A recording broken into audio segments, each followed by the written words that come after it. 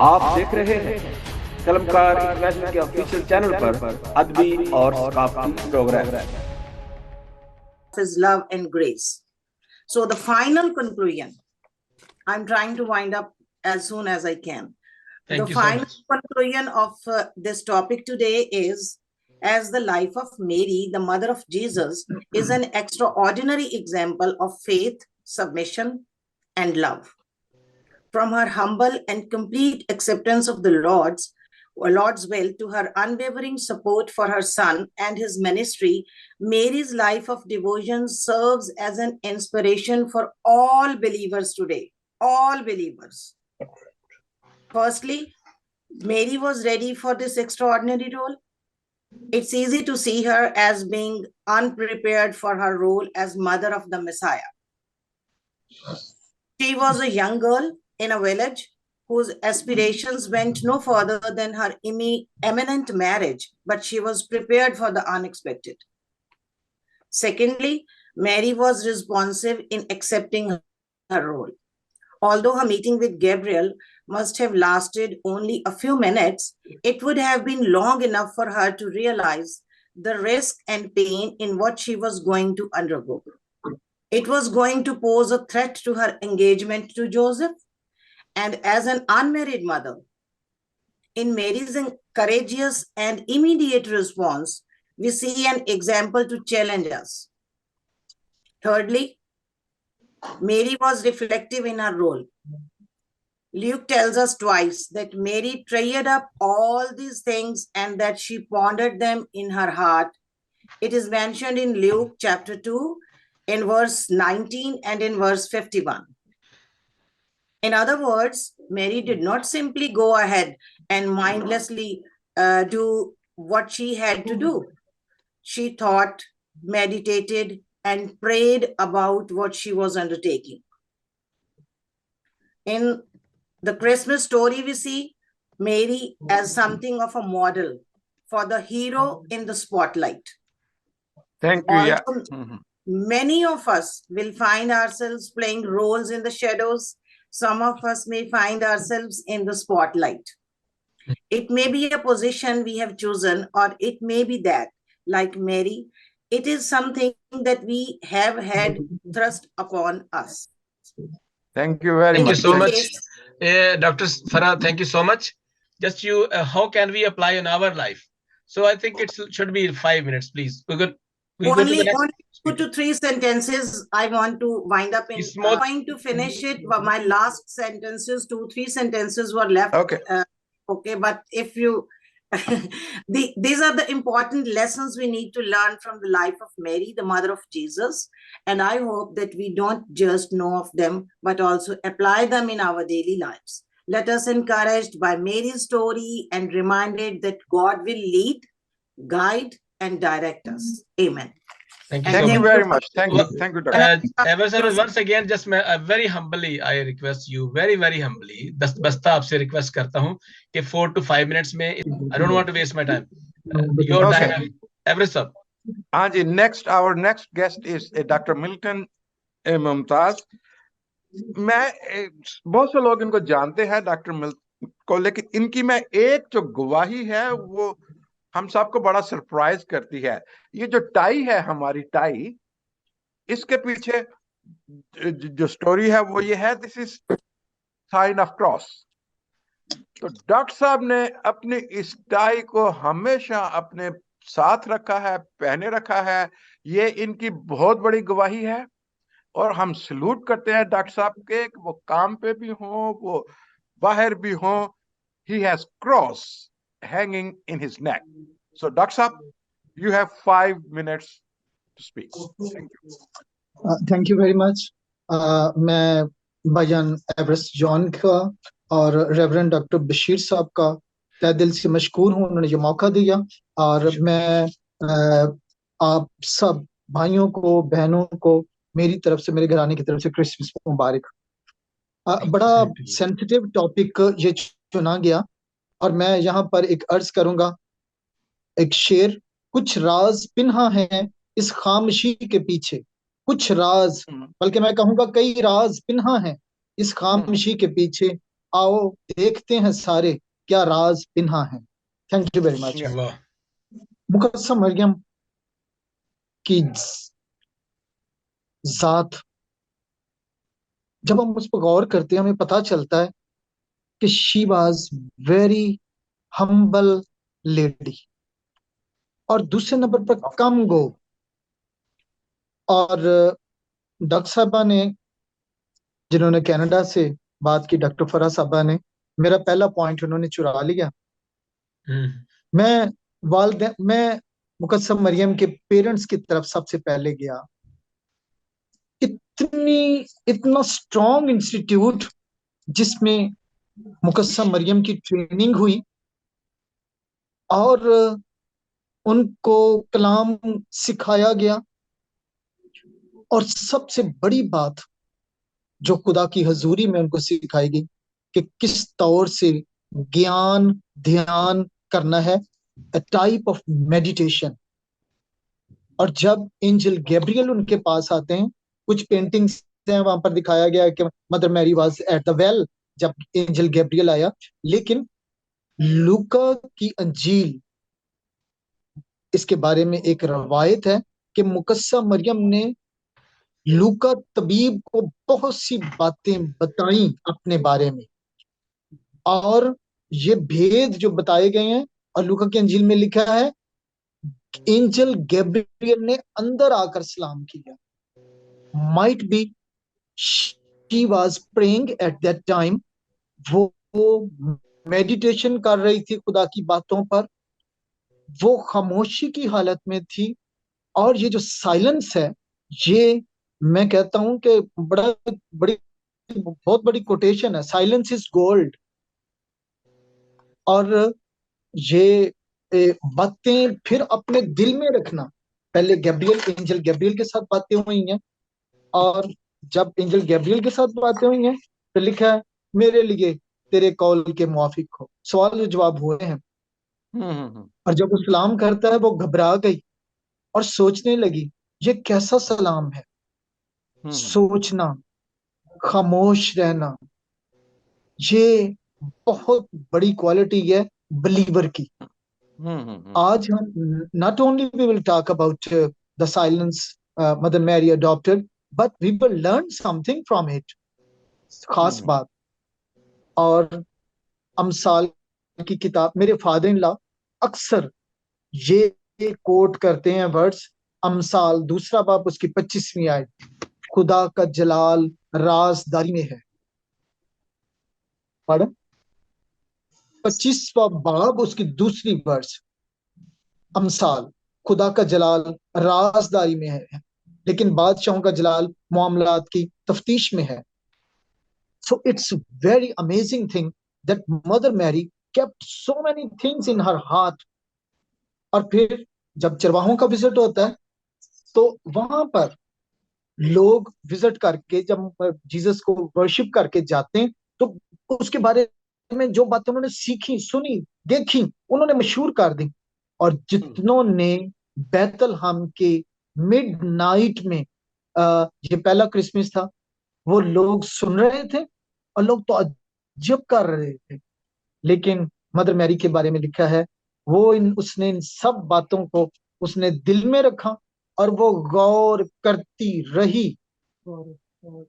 उसने ये बातें अपने दिल में रखी। खुदा का जलाल राजदारी में है। सो मैं यहाँ पर एक बात कि आज हम इससे सीखते क्या है। पहली बात, मेडिटेशन।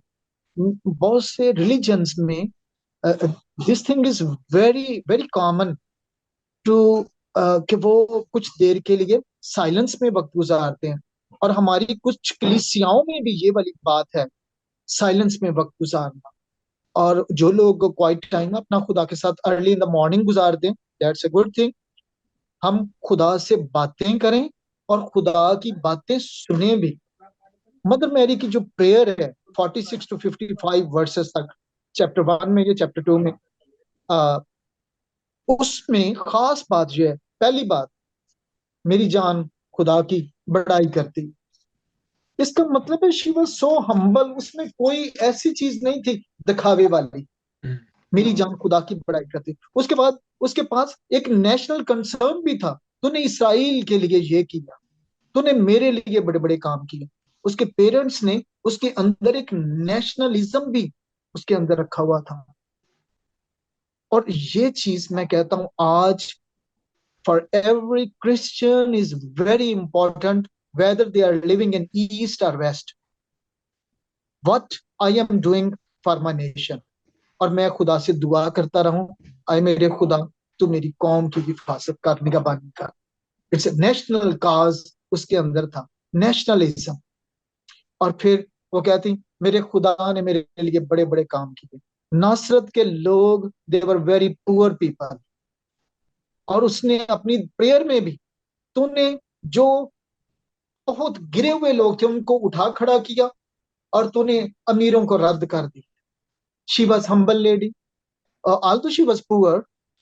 जब ये 40 दिन के बाद ये जाते हैं हैकल में पाकीज़गी के बाद, तो वहां पर लिखा हुआ कुमरियों का जोड़ा लेके जाते हैं। और अहबार की किताब में लिखा हुआ उसका 24 बाब उसकी 12वीं आयत में कि जो बर्रा ना दे सके, जिसमें बर्रा देने का मकदूर ना हो, वो कुमरियों का जोड़ा दे दे, डव का या पिजन का। सो जो the Holi family was poor family. I am thankful for your love. और व्हाट वी लर्न, पहली बात राजदारी। मैं यहाँ पर एक और बात ऐड करूंगा पौलुस रसूल की। पौलुस रसूल थर्ड हेवन तक उठाया गया फिरदौस में, लेकिन 14 साल तक उसने ये बात किसी को ना बताई। और फिर वो लिखता है लेटर्स में, 14 साल हुए मैं मसीह में एक शख्स को जानता हूँ, वो यकायक तीसरे आसमान तक उठाया गया, ये नहीं पता कि बदन समेत या रूह के साथ या बदन में। और उसने फिरदौस में जाकर ऐसी बात उसने जो इंसान बयान नहीं कर सकता। So it's a very great good, thing very good. To be silent.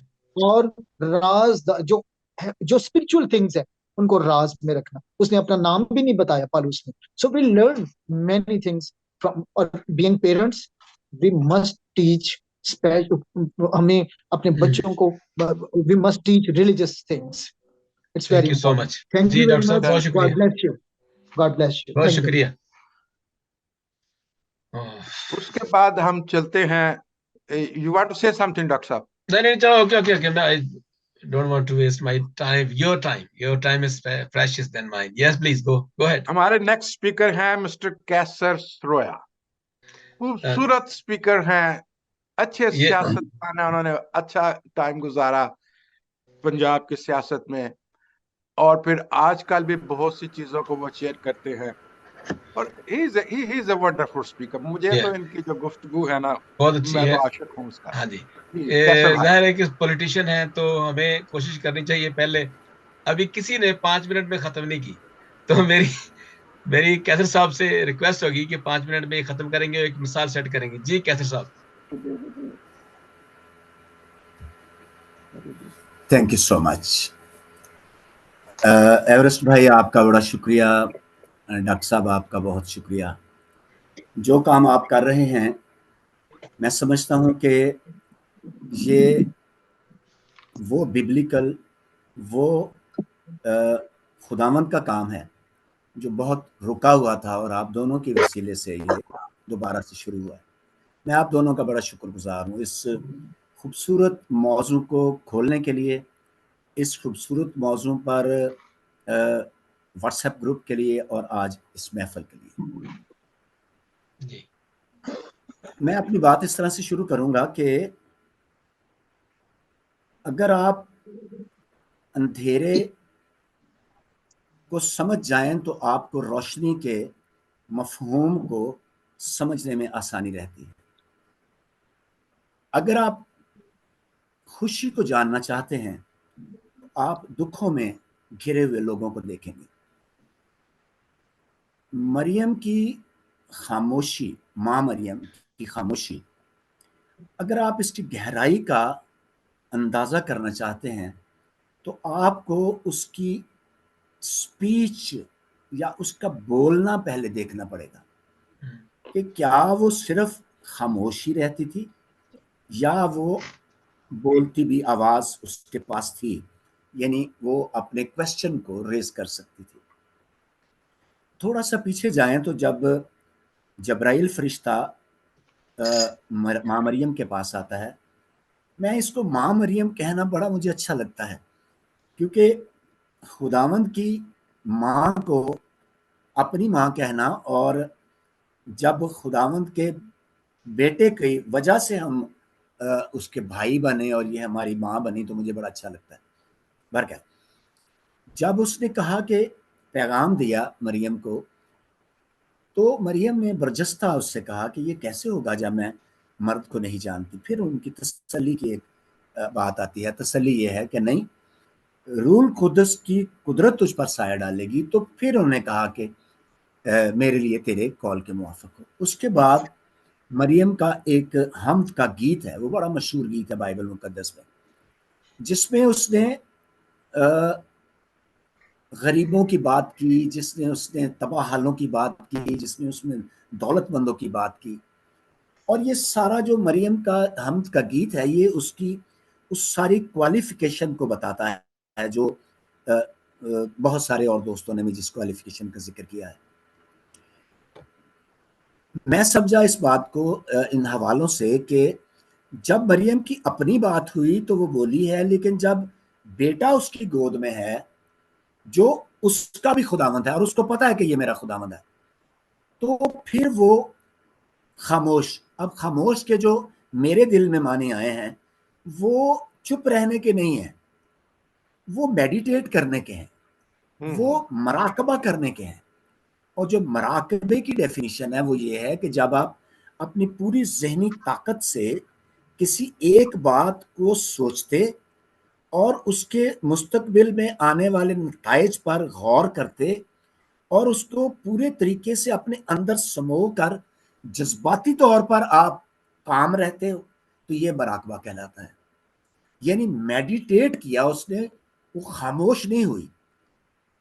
बातें तो वैसे भी वो बाद में भी करती रही होगी, लेकिन इन दो हवालों में उसने खुदावंद यीशु मसीह की आइंदा जिंदगी के बारे में, उसके मौजज़ात के बारे में, उसकी फरीसियों के साथ कंप्लीट डिस्कशन के बारे में, उसके पकड़वाए जाने के बारे में, उसके उसके Mother Mary खून called बहाने us, के बारे में, but they are talking उसके very पुत्र nice about that.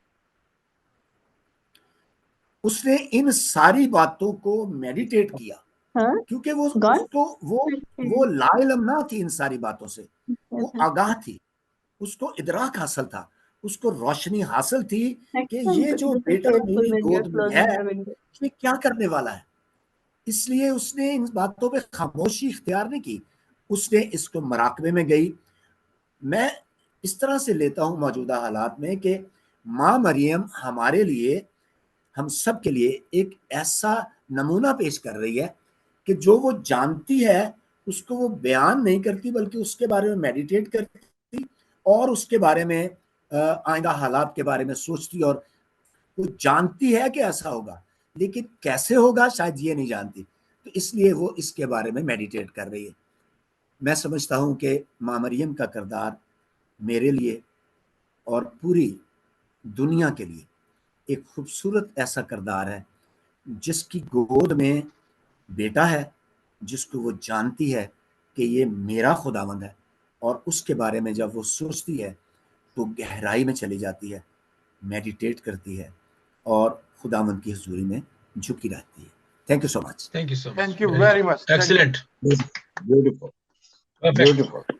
ये नया लफ्ज जो मराकबा अपने कंटेम्पलेटिव और contemplate is that's very very good word that I learn from Qaiser Suraj. Thank you so much sir.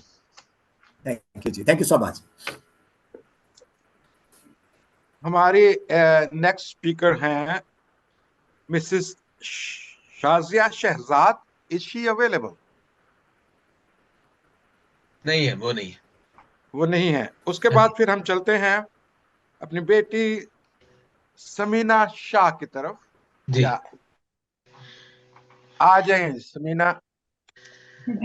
Thank you so much मामू, thank you so much doctor साहब। आपने मुझे चूज किया। I am not that much capable जितनी आपकी है, but mother Mary का जो टॉपिक आपने चूज किया वो बहुत ही सेंसिटिव और बहुत ही थॉटफुल है।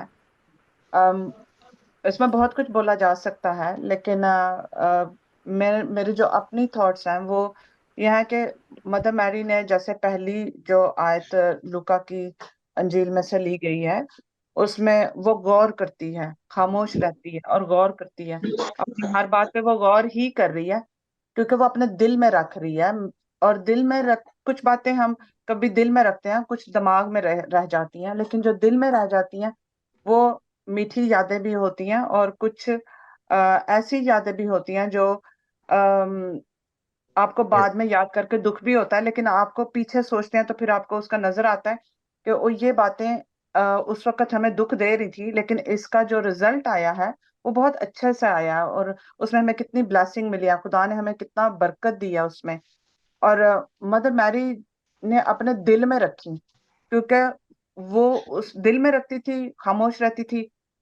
शायद वो जानती थी कि खुदा की जो फिक्र है, जैसे कि पहले आपने भी मेंशन किया था कि खुदा की फिक्र एक रूहानी फिक्र थी और माँ की फिक्र एक इंसानी फिक्र थी। तो बेशक जब उसको मैसेज दिया गया था कि वो हामला होगी, जो कि एक बहुत ऐसी बात थी जो कि कोई आज के दौर में भी, हम जितने भी मॉडर्न दौर में रहते हैं, हम उसको अच्छा नहीं समझते, लेकिन उस वक्त कितना मुश्किल था वो सब कुछ समझना। तो मैं ये समझती हूँ कि उस वक्त अगर वो थी तो कितनी मुश्किल में थी, और उसने खुदा की मर्जी को पूरा होने के लिए अपने आप को दे दिया। तो वो बाद में भी इन सारी चीजों के ऊपर खुदा को दे के अपने ऊपर गौर करती रही, और शायद दुआ करती रही, और उसको नजर आ रहा था कि आगे भी क्या होना है, क्योंकि खुदा की मर्जी को वो पूरा कर रही थी, लेकिन उसने अपने दिल में रखा। और बाद में वो हर चीज को देखती होगी कि उसका एंड कैसा निकल रहा है, और किस तरह से सारी मुश्किलात में उसने एक बच्चे को जन्म दिया, और उसके साथ वो कैसे चलती रही, और अपने दिल में वो चेरिश और सारी मेमोरीज को लेके किस तरह से वो चलती रही। उसने बहुत हार्डशिप में वो सारा टाइम गुजारा है, क्योंकि वो सब उसने देखा कि वह सब औरतों में से अफजल है, और अगर उसको अफजल ही रखा गया है तो वो आगे भी उसने कैसे खुदा की सारी मर्जी को कैसे पूरा करना है। जगह जगह पर उसने खामोशी के साथ ही सारी चीजों को होने दिया, फर्मा बरदारी, हर चीज को, किसी भी चीज को अगर देखा जाए, हर चीज को उसने खामोशी से और कम बोल के सब कुछ किया। और हम आज के दौर में अगर देखें तो हमारे पास बहुत सारी फैसिलिटीज हैं, जिस तरह से कि हम जिस जिस टाइम पे, जिस सिरा में उसने यीशु को पैदा किया, अगर वो देखा जाए तो वो बहुत हार्ड टाइम था यहूदियों के लिए, किस तरह से हार्ड टाइम था, और जिस जगह पर उसने पैदा किया वो कितना हार्ड टाइम था, लेकिन फिर भी वो खामोश रही। उसने कोई शिकवा नहीं किया, कोई शिकायत नहीं की, और उसने अपनी सारी ड्यूटी जितना भी उसको कहा गया था उसने किया। और फिर जो उसका मंगेतर है, ठीक है, जो आने वाला उसका हस्बैंड था या उसका खामन था, उसने भी किस तरह से उसकी खुदा की मर्जी को पूरा करने के लिए उसका साथ दिया। और हम अपनी जिंदगी में भी किस तरह से इन सारी चीजों को देखते हैं, क्योंकि बच्चा यीशु की पैदाइश जिन हालात में हुई है, वो दौर कोई इतना आसान दौर नहीं था जो आज के हम दौर में रहते हैं। हमें बहुत सारी फैसिलिटीज मिल जाती हैं कि हम उसको पूरा किस तरह से पूरे तरीके से इसको कर सकते हैं। मदर मैरी ने, माँ ने हर तरह से अपने आप को सरेंडर किया, लेकिन मैं समझती हूँ कि एज ए मदर, जैसे मैं एक माँ हूँ, बाकी भी बहुत सारी माएँ जो हमारे साथ इसमें शामिल है, वो देखती हैं कि अपने बच्चों को हम किस तरह से पालते हैं, किस तरह से देखते हैं। मैं अपनी लाइफ में हमेशा मदर मैरी को देखती हूँ कि किस तरह से उसने खामोशी में रह के किस तरह से किया, और किस तरह से दुआएं की हैं, और किस तरह से उसने हार्ड टाइम में अपने आप को सरेंडर किया है। मैं सोचती हूँ कि हमें भी अपने रोल को किस तरह से करना चाहिए। मेरे लिए मदर मैरी की खामोशी एक रोल मॉडल की तरह है, और मैं दुआ करती हूँ, जहां मैं देखती हूँ कि मेरे लिए मुश्किल हो रही है, मैं दुआ करती हूँ और मैं खामोश रह के खुदावंद का इंतजार करती हूँ कि वो इसका रिजल्ट देता है, और वो हमेशा देता है। Thank you very much. Thank you so much. Thank you very much. Thank बहुत यू शुक्रिया। Sumina. Thank you. Thank you जी, ये जी एवरे साहब जी, नेक्स्ट। अच्छा, मैं एक बात करना चाह रहा था। बहुत अच्छा आपने बाजी समीना, बहुत सी खूबसूरत बातें और बहुत ही कम वक्त में बड़ी कंसाइज और कॉम्प्रिहेंसिव बातें की। इनमें दो बातों पर इन्होंने गौर किया है कि गौर करना और दिल में रखना। दिल और दिमाग का दोनों का आपस में बहुत ताल्लुक है, और ये हम चीजें बाइबल से सीखते हैं। जी एवरे साहब। उसके बाद हम चलते हैं अफ्रीका। हमारी बेटी Monica John, she lives in Uganda, और आज हम कितने खुशकिस्मत हैं कि हम ने इस कॉन्फ्रेंस में सारी दुनिया को एक जगह पे इकट्ठा किया हुआ है। आमेन। और हमें इस बात की खुशी है। मोनिका जॉन जो हैं वो टीचर हैं बाय प्रोफेशन, और इन्होंने बहुत से मुल्कों में काम किया है। इन्होंने कोरिया में भी काम किया है। I don't know what other countries, so let's listen from Monica John. Thank you very much. I'm honored Monica and I'm Purport. very happy to be on this platform with so many other scholars. I'm an elementary teacher और मेरा I'm really honored कि मैं इस topic पर बात कर रही हूँ, क्योंकि इससे पहले मैंने कभी मतलब हम मदर मैरी की बहुत सारी चीज़ों को समझते सुनते हैं और बहुत सारी स्टडीज मैंने की हैं जिसमें स्पेसिफिकली विमेन ऑफ बाइबल जो है उस पर बात होती है। और आमतौर पे जो बाइबल में औरतों के किरदार हैं उनको औरतों को ही चर्च में औरतों को ही टीच करने के लिए यूज किया जाता है। मेरा ख्याल है ये मोनिका आपकी पहली बार है। तस्वीर नहीं आ रही। जी मैं मेरा भी अब कैमरा कोई प्रॉब्लम करता है, मुझे तस्वीर नहीं, मैंने बहुत कोशिश की ओके पर ओके नहीं ओके खुल रही है। चले सॉरी। जी, okay, okay. Let's carry on. तो ओके, तो ये जो आज हम बात कर रहे हैं ये एक खामोशी पे बात है, एक औरत की खामोशी पे बात है। और आमतौर पे हम जब दुनिया में देखते हैं जोक्स, जो ये स्टैंड अप कॉमेडियंस होते हैं या जो कॉमेडियंस बात करते हैं, बहुत ज्यादा औरत के बोलने पे बात करते हैं and that becomes a joke which is very shameful I believe. However कलाम में खामोशी पे बहुत सारी आयतें मौजूद हैं। और जब हम बात करते हैं मैरी की खामोशी की, तो उसके साथ साथ जब ये टॉपिक शुरू हुआ था तो मुझे याद है मामू एवरेस्ट ने एक शुरू की थी बात जकरयाह की खामोशी से, कि उसको खामोश करवाया गया था।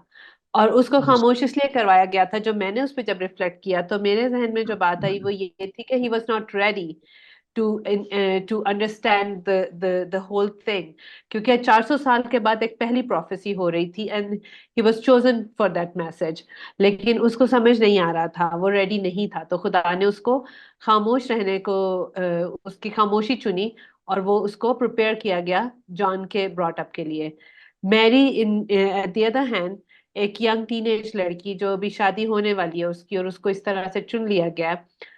She chose silence. अब डिफरेंस जो है ना साइलेंस और क्वाइट का, क्वाइट आपको किया जाता है, आपको जैसे मेरी क्लास में बच्चे शोर करते हैं कि बी क्वाइट, लेकिन उसका मतलब ये होता है कि बस चुप कर जाओ, जबरदस्ती नहीं। लेकिन साइलेंस जो है that's a choice and she made that choice. तो इसकी जो इसकी डेप्थ है मैरी की साइलेंस की, वो बहुत खूबसूरत है। और जब हम उसको कंपेयर करते हैं जकरयाह की खामोशी के साथ, तो जकरयाह की खामोशी जो है वो ऑफ कोर्स एक टेम्पररी थी। और जब उसने खुदा का जो वादा है उसको अनाउंस किया, तो तब उसकी आवाज, उसको खुदा ने वापस उसकी आवाज बख्श दी। मैरी एक टीनेज लड़की जिसको हम देखते हैं, और वो अपनी खुशी से, अपनी मर्जी से खुदा की ओबीडियंस को चूज करती है, खुदा के जो कलाम है, खुदा का जो मकसद है उसको पूरा करने की कोशिश करती है, उसके साथ चलने की कोशिश करती है। उसके लिए इजी नहीं रहा डैडी को होगा, फोन करो। उसके लिए इजी नहीं रहा होगा, उसके लिए उसको हमेशा जो है फियर्स रहे होंगे उसके साथ।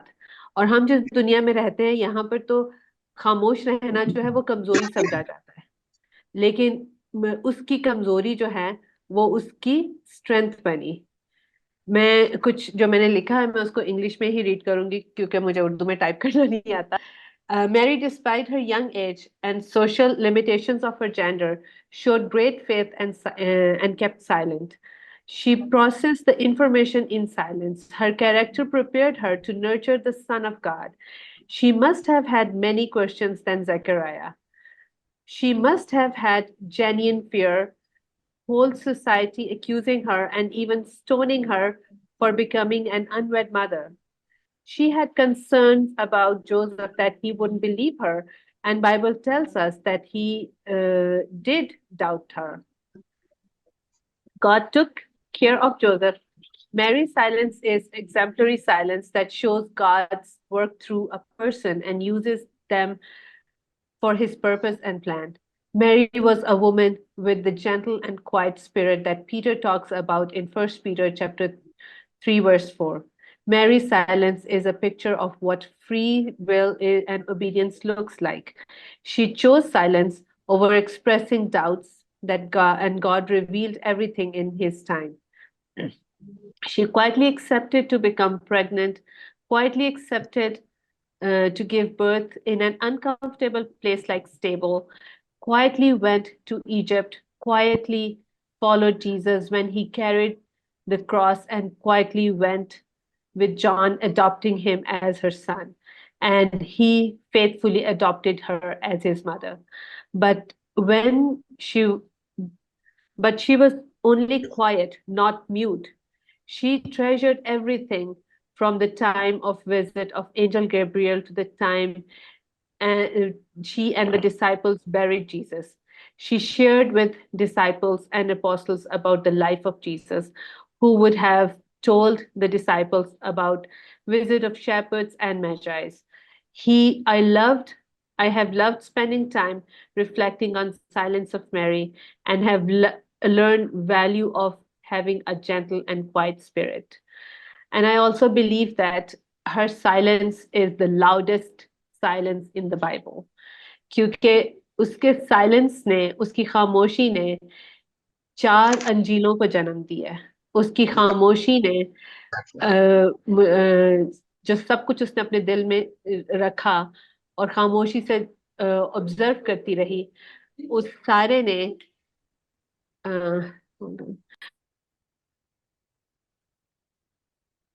उसके साइलेंस ने उसको सिखाया कि जब वक्त आएगा तो वो कैसे रसूलों के साथ और मसीह के शागिर्दों के साथ वो सारे एक्सपीरियंसेस, वो सारी लेसन्स शेयर करेगी जो आज गॉस्पेल का हिस्सा है। उसमें बहुत सारी, मैं कहूँगी, मदर मैरी की कंट्रीब्यूशन है, और ये तभी मुमकिन है कि जब उसने खामोशी और मेडिटेशन के साथ उसको जाना। So quietness is not, staying quiet or staying silent is not a weakness, it's a strength, and not many people have it. Thank you.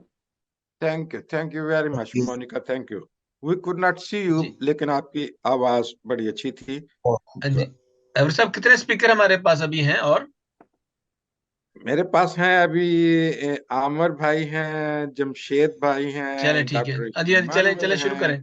Next तो हाँ जी, नॉट मैनी। अब हम मौका देते हैं आमर बशीर भाई को।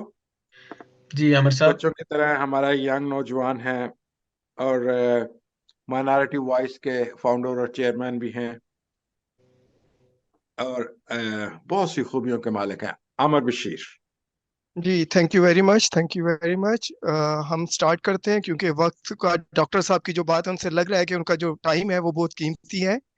जब हम खुदा की बातों को जान लेते हैं तो हमारी जो जिंदगी होती है वो यकसर तब्दील हो जाती है। हम फिर क्या करते हैं कि हम उसकी बात को सुनते हैं, उसको हिफ्स करते हैं, उसे अपने दिल में रखते हैं और उस पे इम्प्लीमेंट करते हैं, उसके मुताबिक जिंदगी गुजारते हैं। जहां तक हम बात कर रहे हैं मदर मैरी की, तो यहाँ कुछ चीजें हैं जिनको जानना बहुत जरूरी है। कि पहले तो ये चीज को नोट करना चाहिए कि मदर मैरी अपने जिस्म से ज्यादा अपने ईमान में अफजल ठहरी थी। ठीक है, एक ये पॉइंट है, हम इसको एक्सप्लेन नहीं करेंगे, यहाँ सारे लोग इस चीज को समझेंगे। दूसरी चीज ये है कि इसको एक पैटर्न है, उस पैटर्न को जानना है। वो पैटर्न क्या है कि खुदा की बादशाहत का ये जो टॉपिक है, अगर हम इस टॉपिक को समझते हैं तो हमें खुदा की बादशाहत नजर आएगी और अपनी शख्सी आजादी, जिसके लिए हमारे मसीह बाद में सलीब पर जाकर उन्होंने अपनी जान दी, हमें वो नजर आएगा। आप देखिए कि खुदा का फरिश्ता माँ मरियम के पास आता है, मदर मैरी के पास आता है और वो उनसे कहता है कि तुझे सलाम है मरियम, तू अफजल ठहरेगी, तू खुदा की नजर में कबूल ठहरेगी और तू एक बच्चे को जन्म देगी। तो तब माँ मरियम बोलती हैं, मदर मैरी बात करती हैं, ये कैसे मुमकिन है कि मैं किसी मर्द को नहीं जानती। तब वो देख रही थी, लेकिन जब उन्होंने खुदावन ने कहा कि खुदा के फरिश्ते ने कहा कि नहीं, तेरे पे पाक रूह जो है वो साया करेगी। एक्चुअली यहाँ एक बात बड़े समझने की है कि जो मैसेंजर होता है वो जस्ट एक लिंक होता है। एक्चुअली मदर मैरी के पास खुदा खुद चलकर आ गए थे, उनका कलाम चलकर आ गया था, उनका जो रूल कुदस है वो चलकर आ गया था। तो जब फरिश्ता ने उनसे बोला कि तुझ पर खुदा का रूह साया करेगा, तो वहीं खुदावंद का जो है उसने जो बसीरत है वो मिल गई थी, बसीरत उनको आगाही मिल गई थी, उनकी नजरें खुल गई थी, उनका दिमाग खुल गया था, वो देख रही थी, वो सब कुछ देख रही थी। और यही पैटर्न हमें मिलता है। वो फिर क्या बोलती है कि मेरी कि तेरे तेरे कलाम के माफिक मेरे लिए हो। और यही पैटर्न चले जाए कोई कलवरी पे बेटा कह रहा है, वहां भी मां खड़ी हुई है, बेटे को देख रही है, वहां कहता है कि बेटा कह रहा है कि खुदा मेरी नहीं तेरी मर्जी पूरी हो। ये पैटर्न है खुदा की बादशाहत का, जिसे अंडरस्टैंड करने की जरूरत है। एक बरा आप देखेंगे कि इसहाक की सूरत में आ रहा है, जो इब्राहिम कुर्बानी के लिए लेकर जा रहे हैं। खुदा ने उसी पैटर्न को बरकरार रखा कि वो अब बरा एक लेडी के लिए, एक औरत के लिए, जिसे आज हम कदसा मरियम के नाम से जानते हैं, उधर उनकी गोद में दे दिया। ठीक है, वो बरा तो बच गया, उनकी जगह पर आ गया। लेकिन यहाँ एक और बड़ी ज्यादा समझने की बात है। यहाँ वो जो बरा है उसने जिबा होना है, उसने सलीब पर जाना है, उसने उसने उस बादशाहत को अनाउंस करना है। वो खुदा का पैटर्न है हम लोगों के लिए। ये बात अंडरस्टैंड करने की जरूरत है। मकद्दसा मरियम हमेशा से हमेशा तक इसीलिए अफजल ठहरी कि उन्होंने खुदा की आवाज को पहचाना, उन्होंने उस चीज को जो आगाही दी गई थी उन्हें जान लिया, और वो उस आगाही के मुताबिक जिंदगी उन्होंने गुजारी और आखिरी लम्हे तक अपने बेटे के साथ रही। Thank you very much.